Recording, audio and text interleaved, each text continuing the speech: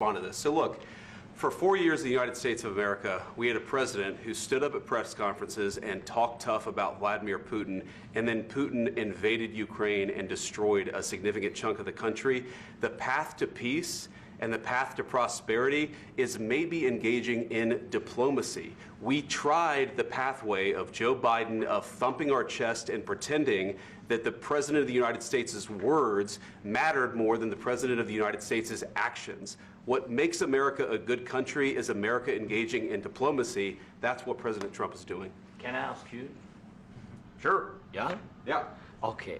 So he occupied our parts, big parts of Ukraine, part of East and Crimea. So he occupied it on 2014. So during a lot of years, so I'm not speaking about just Biden, but those time was Obama, then President Obama, then President Trump, then President Biden, now the President Trump, and God bless, now President Trump will stop him. But during 2014, nobody stopped him. He just occupied and took. He killed people. You know what the contact 2015. 2014 and 2014. 2014. Yeah. So I was not here. Yeah, but that's exactly right. Yes, but during 2014 till 2022, yeah, the situation the same. The people have been dying on the contact line. Nobody stopped him. You know that we had conversations with him, a lot of conversation, my bilateral conversation, and we signed with him, me, like a new president. In 2019, I signed with him the deal. I signed with him, Macron and Merkel, we signed ceasefire. Ceasefire. All of them told me that he will never go. We signed with him gas contract. Gas contract. Yes, but after that, he broken this ceasefire. He killed our people and he didn't exchange prisoners. We signed the exchange of prisoners, but he didn't do it. What kind of diplomacy, JD, you are speaking about? What do you mean? I'm talking about the kind of diplomacy that's going to end the destruction of your country. Yes, but if you Mr. President, with respect, I think it's disrespectful for you to come into the Oval Office and try to litigate this in front of the American media. Right now, you guys are going around and forcing conscripts to the front lines because you have manpower problems. You should be thanking the President for trying to bring an end to this conflict. Have you ever been to Ukraine that you say what problems we have? I have been to. Count once. I've actually watched and seen the stories, and I know what happens is you bring people, you bring them on a propaganda tour, Mr. President. Do you disagree that you've had problems bringing people into your military? And do you think that it's respectful to come to the Oval Office of the United States of America and attack the administration that is trying to prevent the destruction of your country? A lot of questions. Let's start from the beginning. Sure. First of all, during the war, everybody has problems, even you, but you have nice ocean and don't feel now, but you will feel it in the future.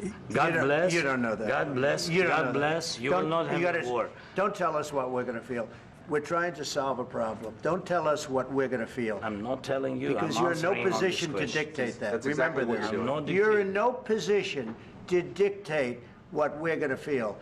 We're going to feel very good. You will feel influenced. We're going to feel very good and very strong. You will feel influenced. You're right now not in a very good position. You've allowed yourself to be in a very bad position, and he happens to be right about it. From the very beginning of the war. You're not in a good position. You don't have the cards right now. With us, you start having cards. Playing cards. But right now, you don't. Yeah, you're playing cards. You're playing cards. You're gambling with the lives of millions of people. You're gambling with World War III. You're gambling with World War III. And what you're doing is very disrespectful to the country, this country. That's back to you. Far more than a lot of people said they should have. Have you said thank you once? This entire meeting? No, in this entire meeting, have you said thank you? You went to Pennsylvania and campaigned for the opposition in October. Offer some words of appreciation for the United States of America and the president who's trying to save your country. Please, you think that if you will speak very loudly about the war, you can... He's not speaking loudly. He's not speaking loudly. Your country is in big trouble. Can I Wait a minute. No. You've done a lot of talking. Your country is in big trouble. I know. You're not winning. You're not winning this. you have a damn good chance of coming out okay because of us. Mr. President, we are staying in our country, staying strong from the very beginning of the war. We've been alone, and we are thankful. I said thanks you haven't in been this alone. cabinet, You and haven't not been only alone. in this cabinet. We gave you, through this stupid president, $350 billion. You voted we gave for you your military equipment, You and your voted men for are your brave, president. but they had to use our military. What about if you didn't have our military equipment, you invited if me you to didn't speak. have our military equipment, this war would have been over in 2 weeks. In 3 days, I heard it from Putin. In 3 days, this is something Maybe new. less. In 2 weeks, of course, yes. It's going to be a very hard thing to do business like this. I tell you. Just say thank you. I said a lot of times thank you to American people. Accept that there are disagreements, and let's go litigate those disagreements rather than trying to fight it out in the American media when you're wrong. We know that you're wrong. But you see, I think it's good for the American people to see what's going on. I understand, sir. I think it's very important. That's why I kept this going so long. You have to be thankful. You don't have the cards. Thankful. You're buried there. Your people are dying. Tell you You're again, running low on soldiers. Listen, you're running Mr. low President. on soldiers. It would be a damn good thing. Mr. And then you tell us, I don't want a ceasefire. I don't want a ceasefire. I want to go, and I want this.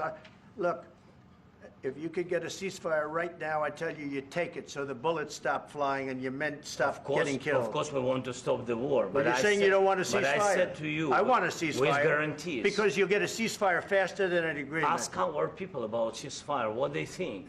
That wasn't with me. For you what, that wasn't with me. means. That was with a guy named Biden, who was not a smart person. That was with Obama. It was your president. Excuse me. That was with Obama, who gave you sheets, and I gave you javelins. Yes. I gave you the javelins to take out all those tanks. Obama gave you sheets. In fact, the statement is Obama gave sheets and Trump gave javelins. You got to be more thankful, because let me tell you, you don't have the cards. With us, you have the cards. But without us, you don't have any cards. One more question from